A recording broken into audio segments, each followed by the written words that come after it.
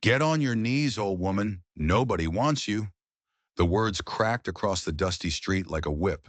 Her eldest son, the one she'd rocked to sleep through fevers and famine, barked the command, his laughter a cruel, echoing thing that bounced off the storefronts. He shoved his own mother, and she stumbled, falling hard into the dirt. A gasp went through the crowd. Shopkeepers, ranchers' wives, men leaning against porch posts, they all stared. Some looked away, ashamed. Others snickered, hiding their mouths behind their hands. It was a spectacle. A woman brought low, not by fate or strangers, but by the very sons she had raised. Her shawl, a thing of faded wool and countless mended tears, slipped from her shoulder. She scrambled in the dust, not for her dignity, but for the wicker basket she'd dropped. Apples, red and shiny, rolled across the street, their skins bruising under the heavy boots of men who made no move to help. They just watched. "You're nothing but a burden, mother," the second son spat. His face was a mask of contempt, looking down at her as if she were a stray dog. The youngest, barely a man but already hardened by a bitter pride, kicked a cloud of dust into her face. "Even the beggars in the alley have more worth than you," he shouted, and the crowd roared with a fresh wave of sick laughter. The woman's lips trembled. She whispered their names, a desperate prayer that the sound might conjure the little boys she remembered. But the men standing before her were strangers. They just laughed harder, pulling her to her feet, thrusting her into the center of the street for everyone to see. She was their trophy of shame. The whispers swirled around her, pity mixed with cruelty.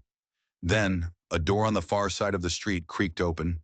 A figure stepped out into the harsh sunlight, his shadow falling long and dark across the scene. He was a rancher. You could tell by the set of his shoulders and the hard lines etched around his eyes. 40 winters, maybe more, had weathered his face. His hands, resting loosely at his sides, were marked by leather and steel. He just stood there for a moment, watching, silent. He took it all in. The jeering sons, the laughing crowd, the woman trembling in the dust. It was as if he was weighing the world in his mind, deciding if justice still had a place in it. The eldest son, drunk on his own power, shouted again, "No man will ever want her, not even for a wife." The words were a knife, and they cut so deep her knees gave out. She fell again, the shawl pooling around her in the dirt. The laughter peaked, a vicious, ugly sound that filled the air. And that's when the rancher's boots hit the street. The sound was slow, deliberate. Thud, thud, thud. With each step, the laughter died a little more. The crowd fell silent, one person at a time, until the only sound was the steady rhythm of his approach. He crossed the street without a word. He didn't look at the crowd. His eyes, burning with a cold fire, were locked on the three sons. They faltered, their bravado shrinking under a gaze that felt like it could see right through them. The rancher stopped beside the woman.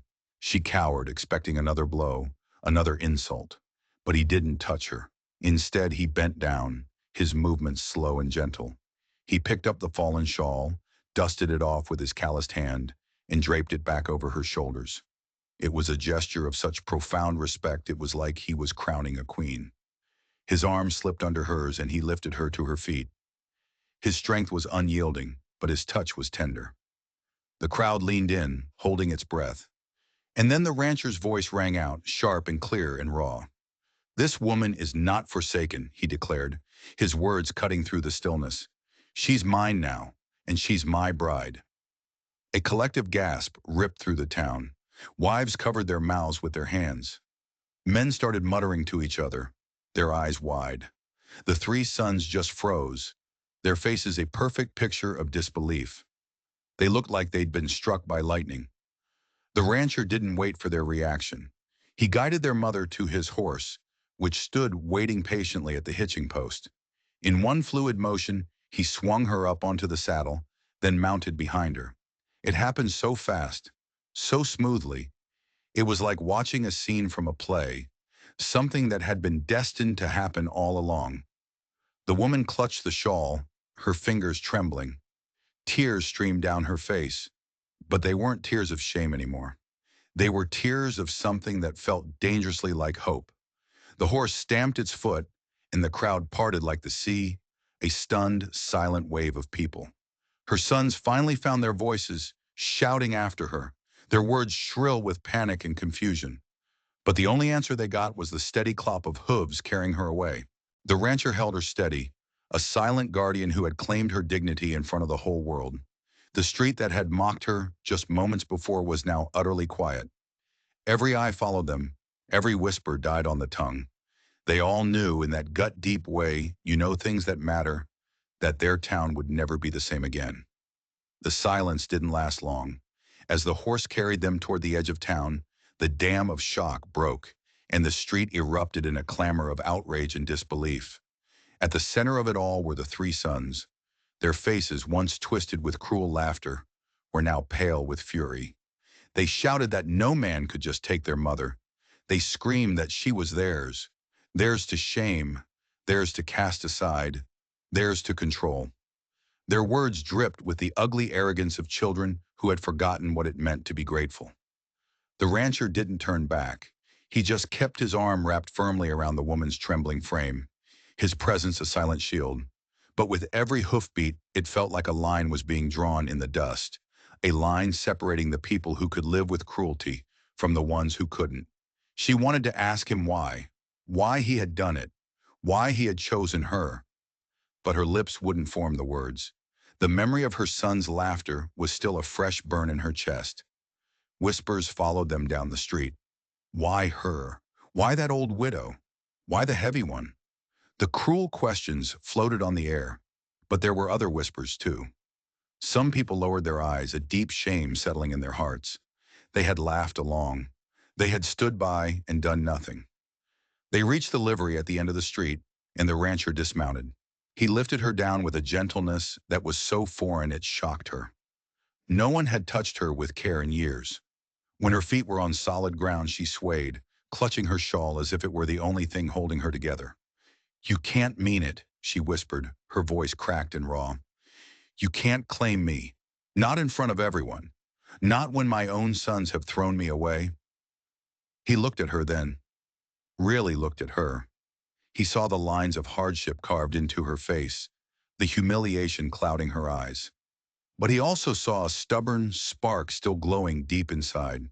His answer was calm, but it had the weight of iron. "They may be sons by blood," he said, "but they forgot what it means to honor a mother. I didn't speak for them.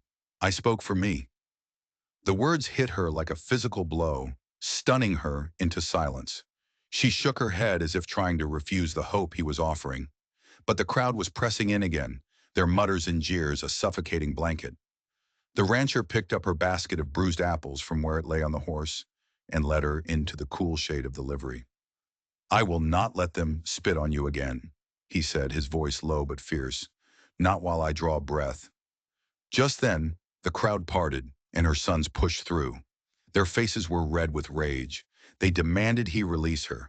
They swore she wasn't worth the trouble, that she'd been a burden her entire life. The youngest one spat on the ground and sneered, "If she's going to be anyone's bride, it will be to disgrace alone." The rancher's jaw tightened.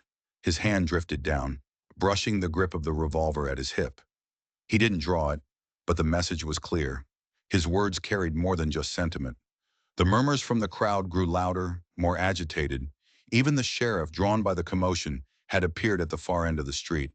He was watching with narrowed eyes as if trying to figure out if this was a matter for the law or a matter of honor. The woman trembled, caught between the sons who had betrayed her and the stranger who had claimed her.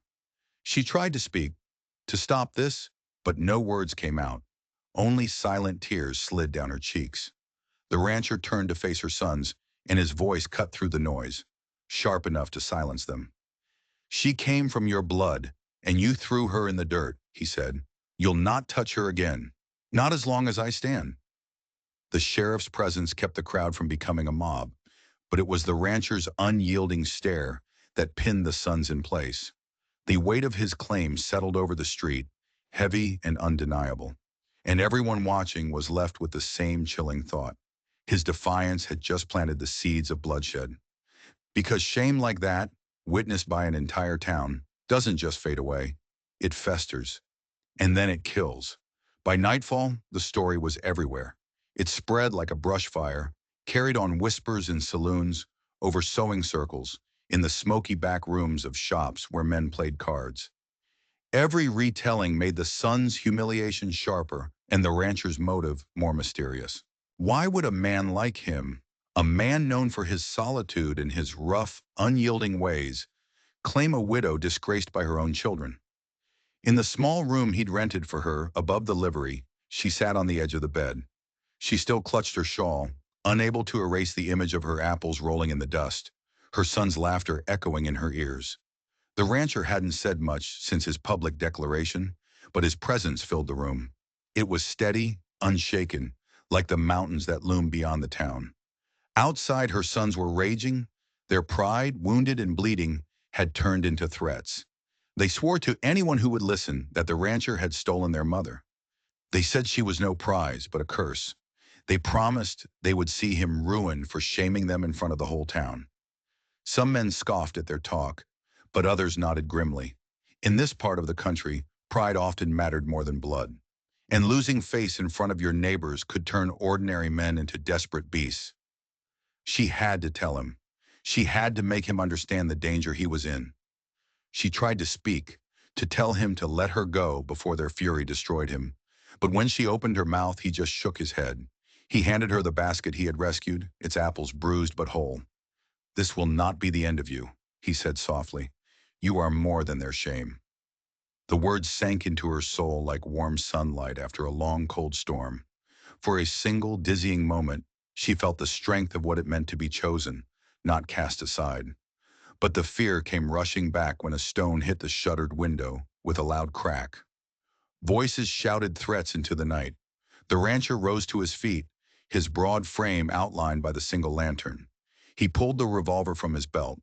He didn't brandish it, just laid it on the small table between them. The steel gleamed in the lamplight. "They want to test if I mean my words," he said, his voice calm. "They will find I do." Across town, the sheriff was weighing his own options. He had seen it all unfold. He knew the law had nothing to say about sons shaming their mother. It had nothing to say about a man declaring a woman his bride without a court or a preacher. But he also remembered the silence that fell when the rancher stepped in.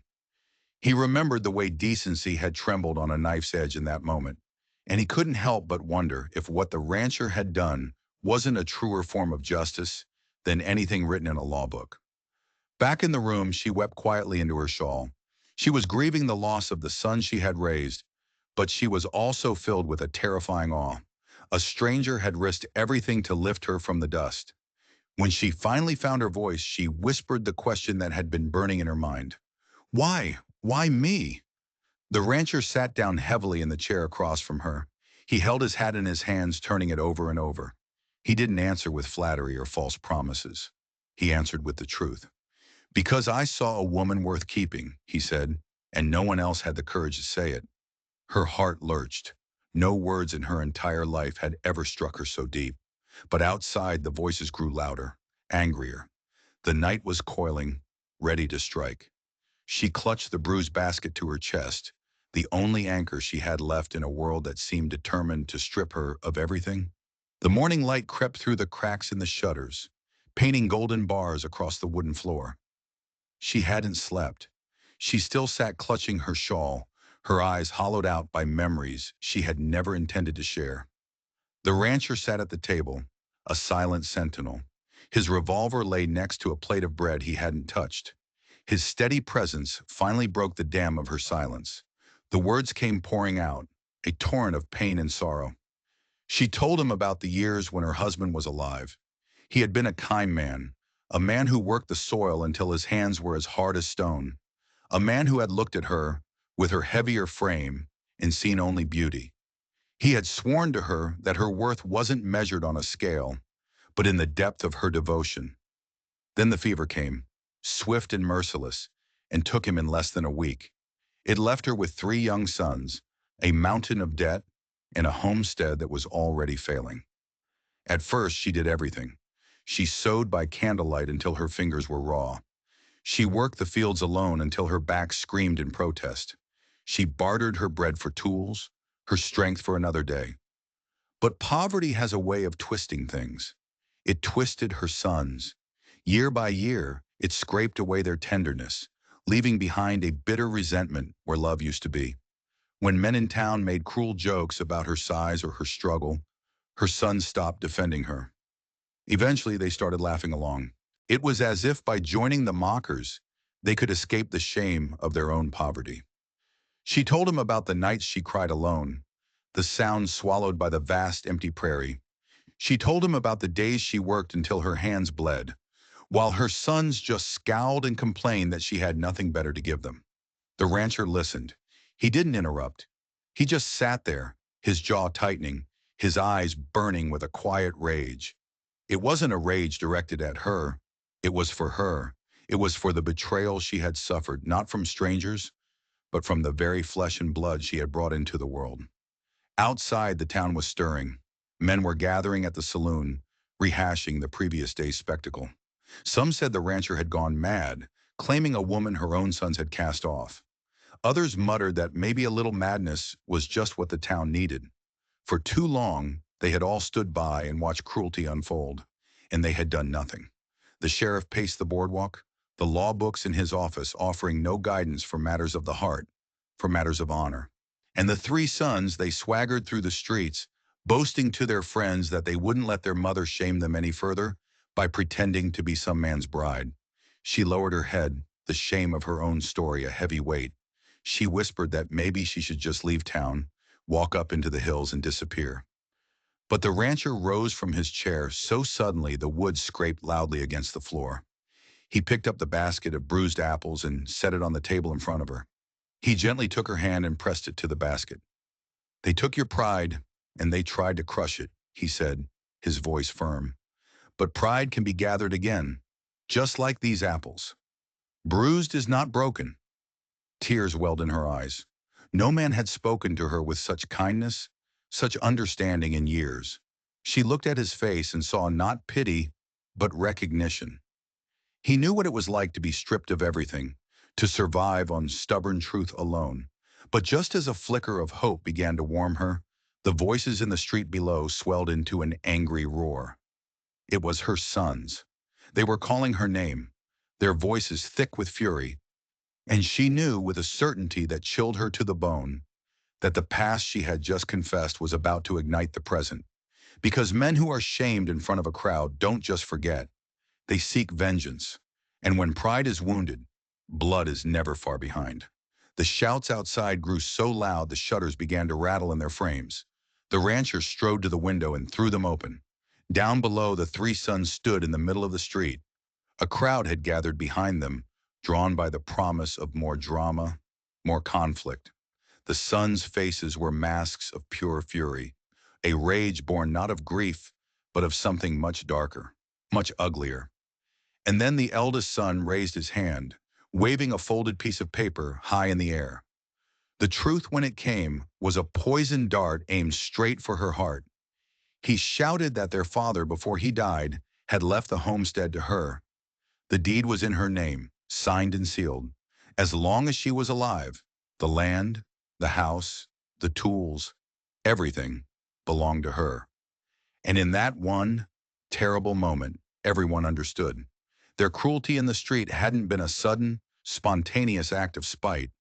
It had been a calculated move born of desperate greed. They had tried to force her to sign over the deed. She had refused, clutching it to her chest as the last piece of her husband, the last piece of her life. So they tore it from her, and when she still clung to her dignity, they decided to strip that from her too, hoping to shame her into silence, into submission. The rancher's jaw clenched so hard a muscle jumped in his cheek. The eldest son shouted that they wouldn't let her shame them by clinging to property that should belong to them. He yelled that no stranger could just walk in and rob them of their rightful inheritance. The woman gasped, a sound of pure heartache. She had never told anyone about the deed. She had never revealed that her son's hatred was rooted in avarice. To have it all thrown out into the open like this, for the whole town to see, felt like having a wound ripped open. She reached for her shawl, pulling it tight around her as if it could shield her from the prying, judging eyes staring up at the window. She whispered through her tears that she had only wanted to protect what her husband had built. She wanted to keep it safe until her sons were men of honor, ready to take it on. But instead of honor, they had shown her only hatred. They had turned on her as if she were the thief. The rancher moved toward the door, his hand resting on the holstered revolver. He stepped out onto the small balcony above the street. Silence fell over the crowd. He wore no badge, but there was an authority in his stillness, in the steadiness of his voice that no one could deny. A son who strips his mother of dignity for the sake of land is no man at all, he called down. You speak of inheritance, but what you threw away yesterday was greater than any deed. A murmur went through the crowd. Some people nodded. Others shifted uneasily. The sons had friends in town, and pride was a dangerous fire to play with. The eldest son, desperate, held up the paper again. He declared that they were taking her with them, dragging her back to the farm. He would force her to sign the deed before a judge. He swore that no wandering rancher could claim a widow who was already bound by blood and paper. Inside the room, the woman sank to her knees. The basket in her lap tipped, and the bruised apples spilled out once more, rolling across the threshold as if fate itself was mocking her pain. But the rancher turned, came back inside, and stooped to gather them. He placed each one carefully back in the basket. Then he stepped back out onto the balcony, holding the basket high for everyone to see. This is what you left her with, he said, his voice ringing with conviction. Bruises but not broken. She is mine now, because I dared to see her worth when her own sons did not. The murmurs turned to shouts as men began to take sides. The sheriff, his face grim, was forced to step forward, his hand resting on the butt of his Colt. He was torn between the letter of the law and the heart of justice. The sons' faces were ablaze with a shame that was rapidly curdling into pure rage. Their secret was out. Their greed was exposed. And when a proud man is cornered, vengeance is the only way out he can see. By dusk, the town had split right down the middle, like a log hit with a sharp axe. Half the town was muttering that the rancher had no right, that he'd overstepped, claiming another man's widow. The other half was whispering that he had done what no one else had the courage to do. But everyone on both sides agreed on one thing. The three sons, their faces red with shame and their hearts burning with greed, would not let this insult stand. They gathered their friends and cronies at the saloon. They bought rounds of whiskey, their voices raised, convincing drifters and ranch hands who didn't care about justice to join their cause. They promised free liquor. They promised a share of the land if they could just drive the rancher off. Soon the night was humming with a dangerous tension, a violence that clung to every shadow. In the small room above the livery, the woman sat clutching her shawl, her face pale, but her expression set like stone. She could hear the roar from the saloon. The rancher stood by the window, his revolver now laid across the sill. He scanned the street below, his eyes missing nothing, as if he'd spent his whole life waiting for a storm just like this one. She whispered that he should let her go. She told him that one woman wasn't worth all this trouble, wasn't worth bloodshed. He turned from the window to look at her. They've already spilled blood, he said, his voice low and hard. Yours, when they dragged you through the dirt. This only ends if someone stands. His words settled over her, heavy but unbreakable. And though fear was a cold, twisting knot in her stomach, she felt a small spark kindle inside her. A flicker of belief that maybe, just maybe, her worth wasn't as hollow as her sons had claimed. Down below, the sheriff strode into the saloon. He demanded order. But the eldest son, his face flushed with whiskey and rage, slammed his fist on the bar. He spat that no tin badge could keep a man from what was rightfully his. The crowd of drunks and malcontents roared their approval. The sheriff's jaw tightened. He knew that the law written in books meant very little when pride was boiling in a man's blood. By midnight, the street outside their window was swarming with men carrying lanterns. The light danced and flickered, casting long, menacing shadows. They hurled insults up at the window. The youngest son shouted that the rancher was a devil who had bewitched their mother, that she was too old and foolish to know she'd been tricked. Each word was punctuated by jeers and laughter from the mob, a sound so loud it seemed to shake the very boards of the livery. The woman pressed her hands to her ears, trying to block out the hateful words. tears of fresh pain streaking her cheeks. The rancher didn't try to comfort her with soft words. He simply stepped forward, knelt beside her, and placed the bruised basket back in her lap. "They want to convince the world you're nothing," he said, his voice a steady anchor in the storm. "Tomorrow, we'll show them you are everything." She clutched the apples as if they were precious jewels. She was trembling, but the rough certainty in his voice was a balm to her frayed nerves. Outside, the sheriff was trying to disperse the mob. He threatened to arrest the next man who threw a stone. But the eldest son pushed through the crowd, a drunken sneer on his face. He dared the sheriff to fire. For a single breathless moment, the entire night held still, waiting to see whether law or rage would win the street. In that pause, the rancher reached over and blew out the lantern in their room, plunging them into darkness. He whispered that dawn would bring their answer. Men who were drunk on fury often lost their nerve when the morning light exposed their foolishness. But his hand never strayed far from his revolver, and she, weary and terrified, finally understood. By standing with him, she had chosen a side, and that choice, she now realized, might cost them both more than just their dignity before this was all over. The dawn broke hard and cold. Sunlight spilled across a street littered with the debris of the night's rage. Broken glass, discarded bottles, the mud churned up by dozens of angry boots. When the rancher opened the shutters, he saw the three sons were still there. They were pacing like caged wolves, their faces drawn and sleepless. But their pride was burning even hotter in the cold morning light. With them was a ragged cluster of townsmen, the ones who had drunk too deeply on promises of land and whiskey. They were still muttering that no man could take another man's mother without paying a price. The sheriff lingered on the boardwalk, his hat pulled low over his eyes. He was caught in the middle, his duty to the law clashing with his own disgust at what he had witnessed. The rest of the town watched from their windows, a silent audience hungry for the final act. Inside the room, the woman gripped her shawl so tightly the old fabric began to tear at the edges. Her heart ached at the sight of her boys, but their cruel words from the night before echoed in her mind, a stark reminder that blood alone does not make a family. She whispered that she couldn't bear to see them ruined. The rancher's voice was as firm as iron. "They ruined themselves when they dragged you through the dirt," he said. "All I can do is stand." Then he moved. He strode to the door, his revolver still holstered. But instead of the gun, he picked up the basket of bruised apples. He stepped out into the morning light, and the woman followed him, her shawl pulled high around her shoulders like a suit of armor. The crowd hushed. He walked to a barrel in the middle of the street, in full view of everyone, and set the basket down. Then he began to hand the apples out, one by one, to the men in the crowd. His voice carried clearly across the street. "Last night, these were thrown down," he said. "They were trampled and bruised, but they're still food. They're still worth something. Just like the woman you all laughed at. Bruised is not broken."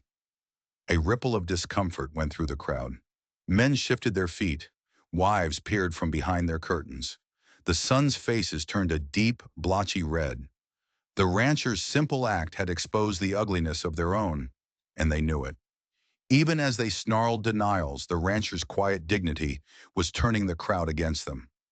Some men still jeered, but many more fell silent, shamed by the simple, powerful truth of his words. The eldest son, desperate to regain control, shouted that the deed was proof. He screamed that no cheap trick with apples could override the law of inheritance. But the sheriff had finally chosen his side. He raised his hand, his voice low but steady. "The law doesn't side with men who'd strip their own mother in the street," he said. "You keep talking, son, and you'll see the inside of a jail cell long before you see that land." A few of the braver townsfolk laughed at that. The sound enraged the youngest son. He lunged forward, spitting a curse. But before he could take a second step, the rancher's revolver was in his hand. The barrel glinted in the sun. He didn't fire. He didn't have to. The message was clear, the line had been drawn. The crowd froze, a collective breath caught in their throats. And in that moment of silence, the woman, trembling but fierce, stepped forward to stand beside the rancher. Her voice, when she spoke, was clear and strong for the first time. "You call yourselves sons," she said, her eyes locking with theirs. "But yesterday you proved you are nothing but strangers to me." Gasps rose from the crowd. The sons staggered back as if she had physically struck them. The rancher's arm came around her, a protective shield as he swung her up onto his horse once more. He mounted behind her, the basket of apples tucked under his arm. Then he steered the horse straight down the middle of the street. No one moved. No one tried to stop them, not even the sheriff.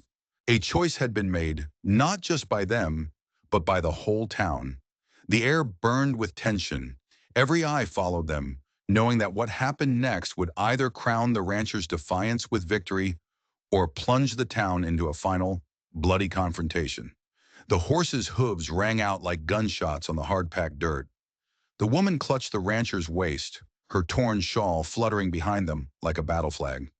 The silence that followed them down the main street was heavy, suffocating. It felt like judgment itself had descended upon the town. The rancher didn't look back.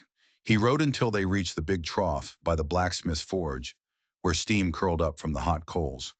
He stopped the horse and lowered the basket of bruised apples into the cool water, swirling it gently, as if washing away the filth of the last 24 hours. The whispers started up again. Some people were murmuring their approval. Others were still muttering that a man had no right to interfere in family business. Then the three sons, their faces twisted with a furious, final desperation, pushed through the crowd one last time. The eldest pointed a trembling finger at the rancher.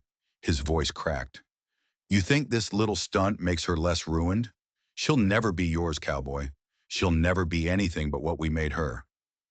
Before the rancher could answer, a new voice cut through the tension, a voice as calm and hard as iron. "That's enough." Every head turned. The blacksmith stepped out from his forge. He was a mountain of a man, his apron stained with soot, a heavy hammer still clutched in his hand. His eyes blazed with the same heat as the coals behind him. He had watched the whole thing unfold, his silence deliberate, weighing. But now, with decency itself hanging in the balance, he could stay silent no longer. "I knew your father," he said, his deep voice carrying easily across the street, silencing everyone. He looked straight at the three sons.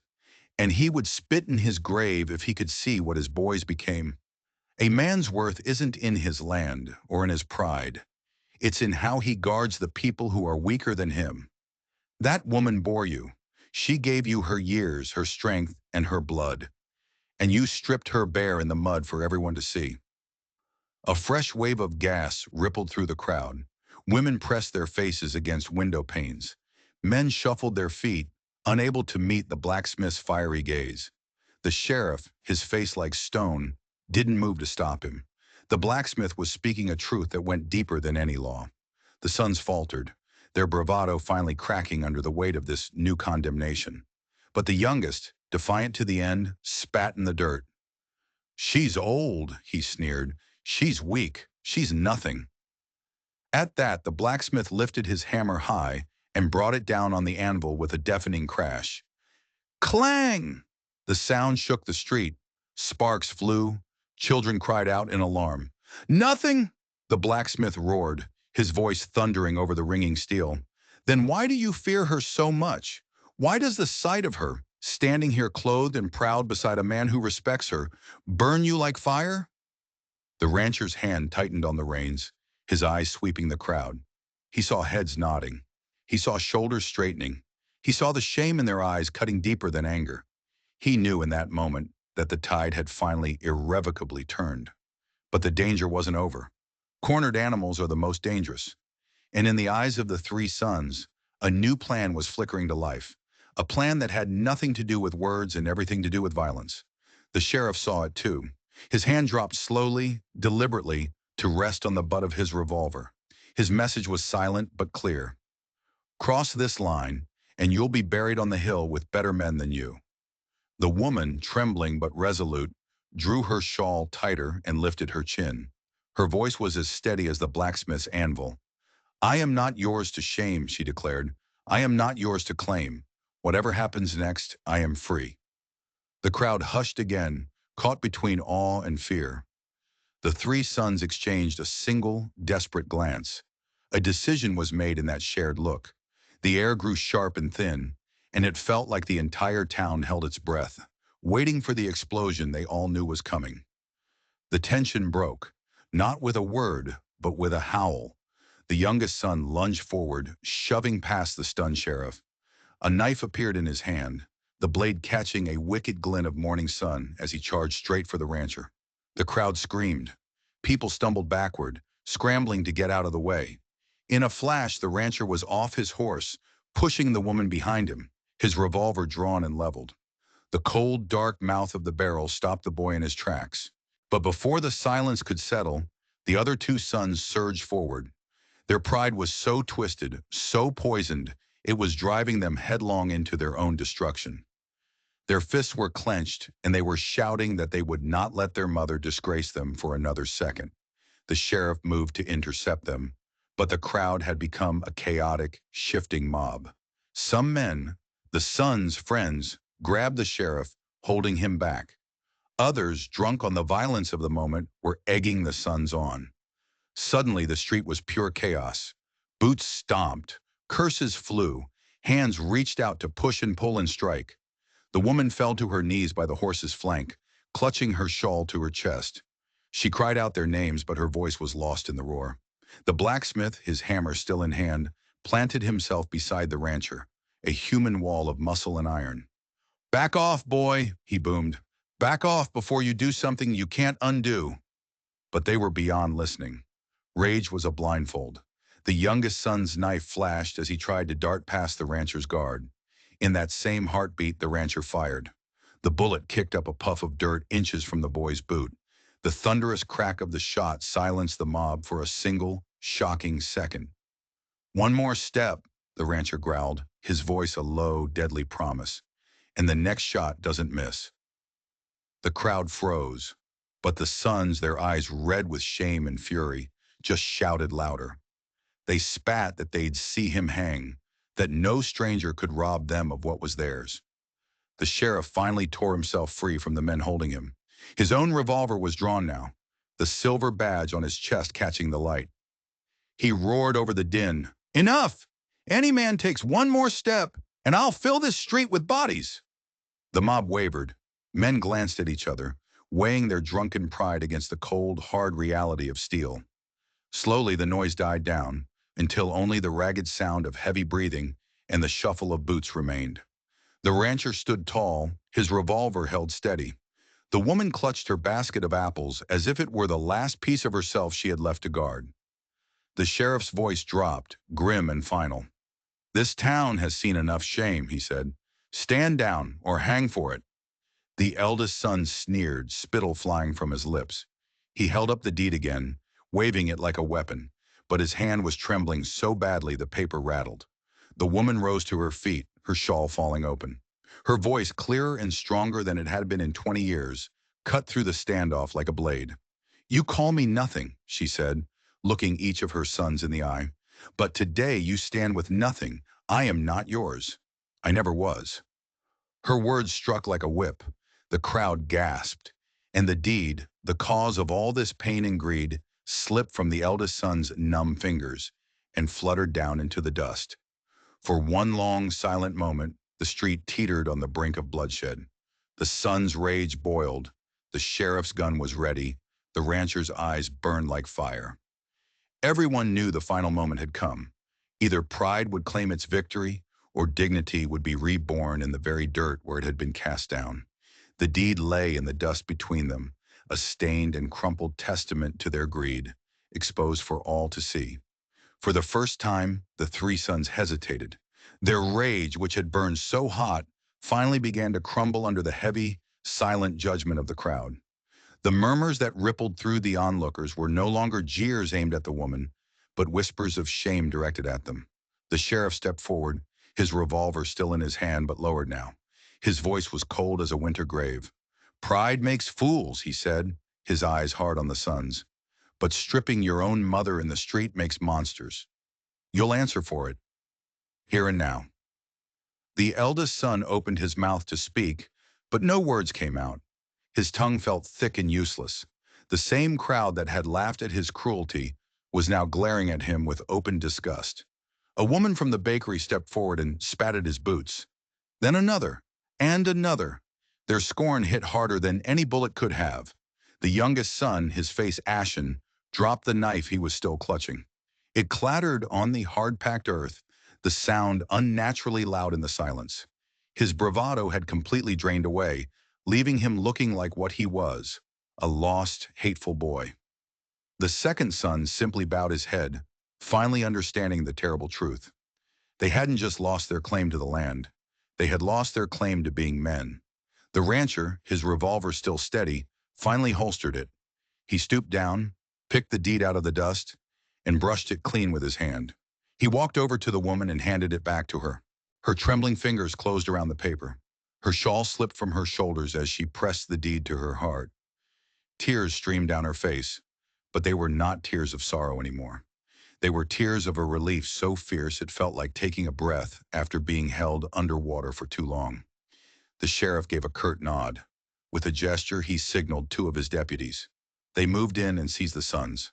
Their protests were weak, their struggles half-hearted. All the fight had gone out of them, drained away by the contempt of their neighbors. As they were dragged away toward the jail, the woman swayed on her feet, but the rancher's arm was there to catch her, as steady and solid as the earth itself. He guided her back to the horse. "It's over," he said, his voice low and certain. "Their claim is dust. Yours is all that remains." She looked up at him, the disbelief in her eyes slowly softening into a deep, soul-shaking gratitude. For the first time in years, she dared to let hope settle in her chest, not as a fleeting visitor, but as a welcome guest. He lifted her onto the saddle, then climbed up behind her. He gently wrapped the shawl back across her shoulders, like a veil. He pressed the basket of apples, bruised but whole, into her lap. And in that moment, she understood. Everything she had thought was broken could still be carried. It could still be made new. The crowd parted in silence as they rode down the street. No one laughed. They watched with bowed heads, some in shame, others in newfound respect. The sound of the horses' hooves faded into the distance, leaving behind only whispers that maybe, just maybe, dignity really could be reclaimed, even after it had been trampled in the dust. On the ridge overlooking the town, where the wind tugged gently at her shawl and the land stretched out wide and full of promise, the rancher reined in the horse. He turned to her, his eyes steady, his voice a vow.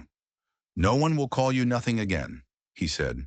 "From this day forward, you ride as my bride." She clutched the deed tighter, her tears falling onto the bruised apples in her lap.